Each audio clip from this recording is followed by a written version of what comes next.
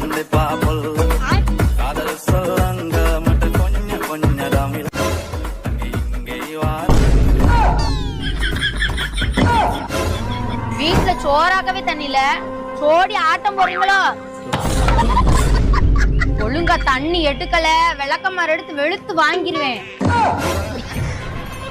காலங்காத்தால நையி நையின்னு இருக்கு. ஐயோ அம்மா அடிக்குமே.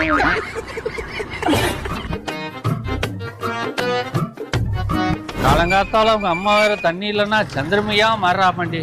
ஆமாப்பா இந்த ஒரு கூட நினைச்சு தூக்கிட்டு போன பின்னாடி தூக்கிட்டு வரேன். சேராம அவனே